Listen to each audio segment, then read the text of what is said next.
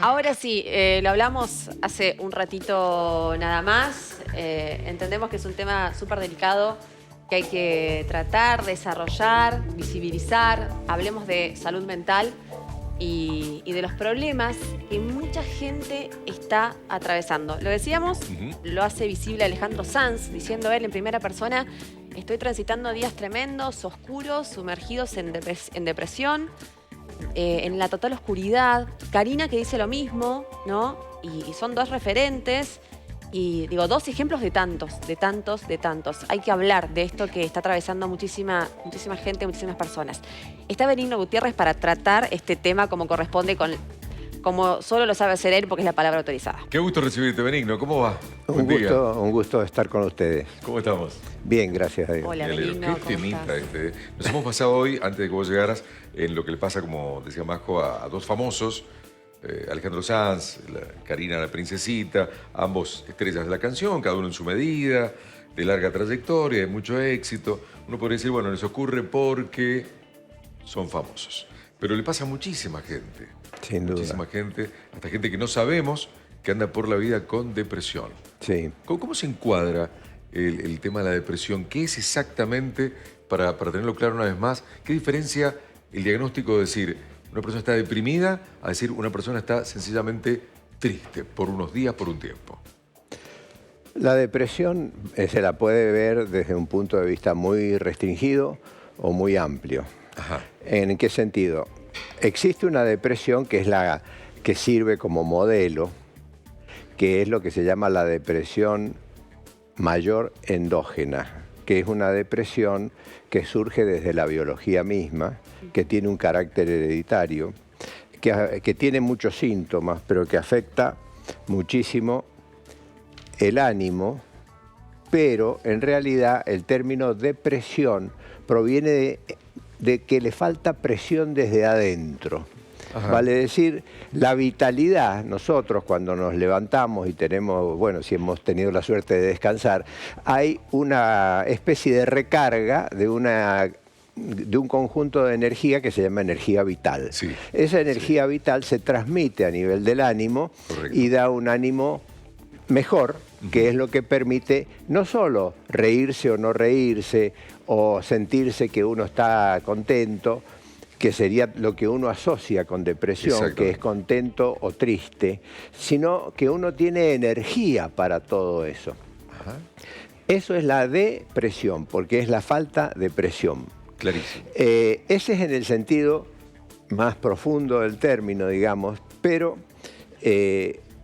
no va solo la depresión, sino que va un componente de ansiedad muy grande que acompaña a la depresión, porque el ánimo no es solo más o menos tristeza, sino que el ánimo es ansiedad, es agresividad.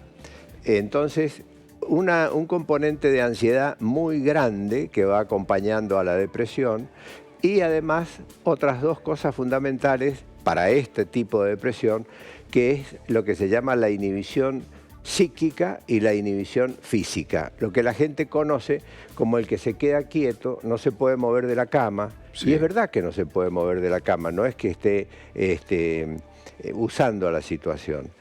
Y la inhibición psíquica, que es un bloqueo del psiquismo, es decir, en el psiquismo nosotros tomamos en cuenta esto que estamos viendo ahora, que es que uno habla, que las cosas tienen un contenido, pero en realidad también en el psiquismo hay como lo que se llama una función, vale decir, uno puede hablar más rápido o menos rápido. Sí. Es decir, hay un elemento que es el que transporta al contenido de lo que se está hablando, del pensamiento. Sí. Bueno, esa inhibición psíquica atrapa esa parte, digamos, y entonces, más allá de lo que uno piense, en realidad eso va bloqueado o se bloquea. Entonces eso es lo que se llama inhibición psíquica a nivel del pensamiento, pero también a nivel de la motricidad. Por eso, ese es el tipo de depresión más grave, el tipo de depresión que tiene un carácter hereditario. Pero la depresión es mucho más compleja porque los sentimientos se dividen en sentimientos vitales, Sí. que serían estos los que arrancan desde nuestra propia vitalidad, La pulsión de vida, que se dice. la pulsión de vida, Sí. que por ejemplo desaparece en las personas que tienen un cáncer. Es decir, no hace falta que uno lo meta en el rótulo de la depresión como enfermedad mental, sino quien tiene un cáncer Claro, tiene claro. un nivel de agotamiento de la energía interna que le impide al sujeto. Pero bueno, esa es lo que se llama la tristeza vital o la energía vital. Pero también está lo que se llaman los sentimientos sensoriales, que es, por ejemplo, para los mendocinos es muy típico esto de entender, los días de sol a nosotros nos mejora el ánimo, en Sí, general. sí. Hay algunos que no, pero bueno, en general.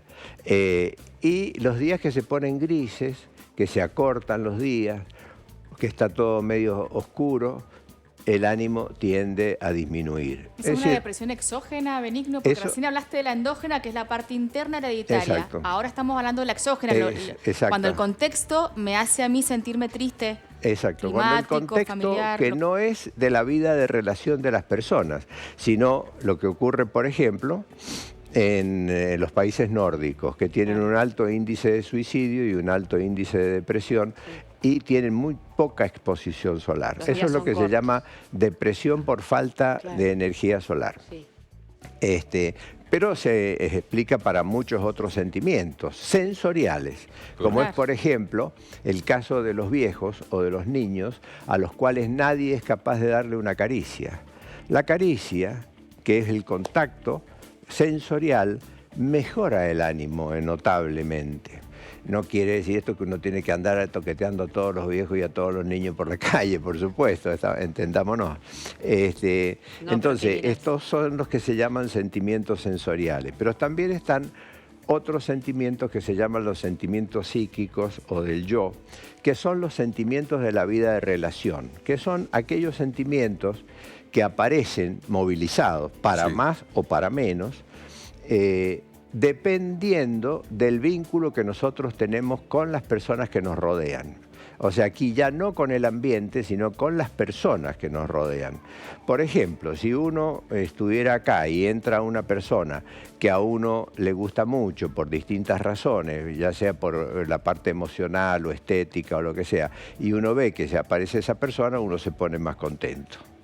No hace falta que hable. Qué increíble ¿no? que es inmediato, eso es cierto. Qué Claro, no tremendo. hace falta que hable. Esos sentimientos que se movilizan, y de ahí es mucho más, por supuesto, ¿no? Eso es lo que se llaman sentimientos psíquicos del yo. Y están también lo que se llaman sentimientos espirituales o sentimientos ligados a los valores de los seres humanos. Claro. Que es, por ejemplo, un poco esto que ustedes estaban comentando recién, esta que se quiso hacer la chistosa o quiso descargar la agresividad y entonces La azafata de pone ruinas. en juego la vida. Y entonces la vida es un bien muy preciado porque no tenemos otra y no Ahora- tenemos otra alternativa. Claro. Entonces es un valor enorme. Total. Entonces es probable que alguien responda a esta cosa sutil que no está en ningún lado, pero que afecta enormemente el mundo de los valores.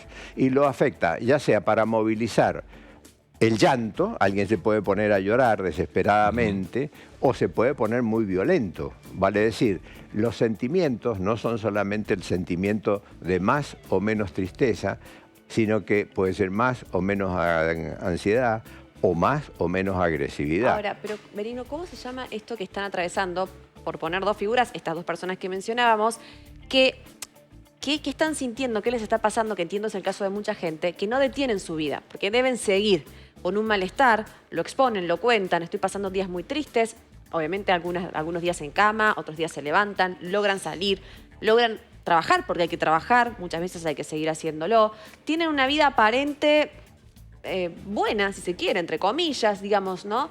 Y sin embargo, les ocurre esto, ¿no? De sentirse con ataques de ansiedad, de pánico, Claro. sumergidos en depresión. ¿Qué les ocurre? Yo supongo, no conozco a estas personas ni su mundo ni nada por el estilo, pero yo supongo que eso podría caber dentro de lo que se llama la depresión por estrés. Vale decir, en cualquier circunstancia como esta o en una exposición de una conferencia, el que expone se expone, porque en realidad está siendo juzgado y sabe que está siendo juzgado, aunque no lo esté diciendo. Y ese estar siendo juzgado es una cosa intuitiva, porque hay que tener como la intuición de invocar justo donde va a satisfacer a la expectación de los demás. Entonces, esto genera un estrés muy grande en el interior de las personas y eso a su vez, sumado a lo que pueden ser, como en todo oficio y como en todas las cosas, las rivalidades profesionales, eso puede causar un gran desgaste y un vivir permanentemente en el estrés. Y ese estrés permanente, porque una cosa es el estrés de una vez, que uno siente un ruido grande y cree que hay un temblor importante, pero no era nada, era que se había caído cualquier cosa y ya pasó. Pero otra cosa es vivir constantemente bajo esa situación de estrés, eso sin lugar a dudas que acarrea movilizaciones emocionales importantes. Y ahí sí se pueden dar desde trastornos de más o menos estado del ánimo, la ansiedad está presente siempre, es lo que se llama la angustia de expectación. El sujeto está atento, alerta, a ver qué va a pasar, aunque esté aparentemente con una sonrisa o muy maquillado o muy puesto en su puesta escena central. Pero está con todas las luces prendidas porque si no, no puede hacer las cosas. Ahora, Benigno, ¿cuáles son las señales de alerta para darnos cuenta si estamos, para quien nos está viendo, si estamos entrando en una depresión endógena, o sea, interna o externa, ya sea por cualquier tipo de estímulos? ¿Y qué hacer? Porque realmente es invalidante, no todo el mundo lo comprende y hasta da miedo decirlo en un ámbito laboral por temor a, ¿no? Y muchas personas acarrean y viven con eso cuando de salud mental está bueno que hablemos. Sin duda. Lo que ocurre, me parece, en base a este tema, como este enfoque que se le da al tema, es que verdaderamente está en el ámbito de lo subjetivo, primera cosa fundamental. ¿Las alertas decís vos? Todos estos síntomas están en el ámbito de lo subjetivo. Y en el ámbito de lo subjetivo se da una cosa muy particular, no es tangible como este vaso. Claro. Hasta un ciego puede saber que este vaso está frío o que este vaso tiene determinada forma, porque tiene otra forma de captarlo. Los trastornos del ánimo, cualquiera sea de todo esto que hemos hablado así sutilmente, tienen la característica de que no se los puede tocar. No son tangibles, son intangibles. Sí. Entonces, ¿cómo se los capta esto? Esto se capta a través de lo que se llama un vínculo que uno establece con la persona, que no necesariamente es únicamente el médico o el terapeuta, sino también puede ser un hermano, alguien que sea un compañero de trabajo, que tenga la capacidad de establecer lo que se llama una relación de empatía. Vale decir, uno vibra emocionalmente, no es tanto un fenómeno racional, sino que uno vibra emocionalmente al estado en que está esa persona y entonces uno logra captar.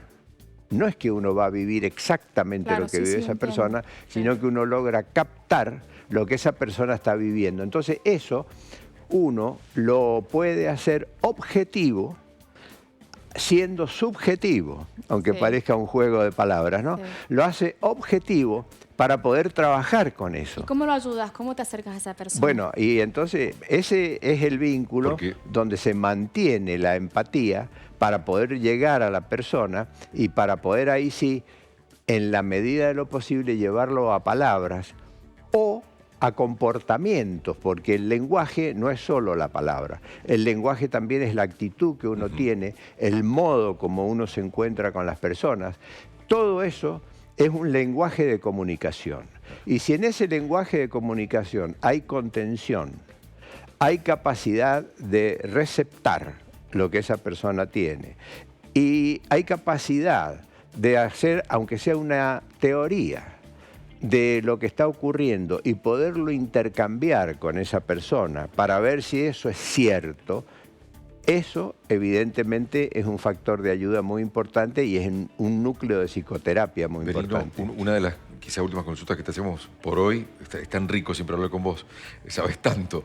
En esto que pregunta Anita, ¿cómo se hace para ayudar a esa persona? Sí, algunas me dijeron, ojo que el depresivo o la depresiva te puede ganar territorio, te puede meter en su depresión. ¿Cómo se hace para que esta persona positiva, que detecta algo, en su madre, en su padre, en su hermano, en el amigo, en el vecino, quiere acercarse para ayudar? ¿Cómo hace para no ser ganado por la depresión y realmente ser una ayuda, una contención? Para no contaminarse, claro, eso es lo que se llama el fenómeno de resonancia emocional. Uno inevitablemente cuando establece un vínculo con una persona que no está delirando, porque hay casos de depresiones donde se delira y donde el delirio, al ser tan chocante con la realidad, establece una distancia.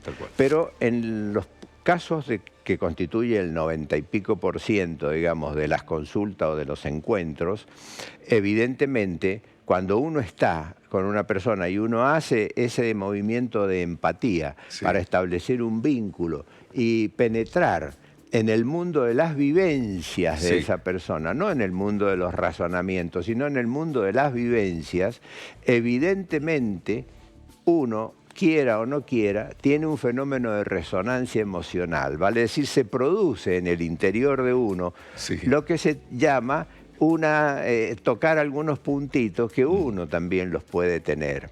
Por ejemplo, uno puede tener lo que se llama distimia. ¿Qué es una distimia? Una distimia es una depresión de baja intensidad, pero mantenida a lo largo del tiempo. Entonces, habemos o hay muchas personas que somos medios tristones y andamos, pero andamos, porque no alcanza a ser tan grande la tristeza como para que no podamos andar. Y entonces vamos tirando.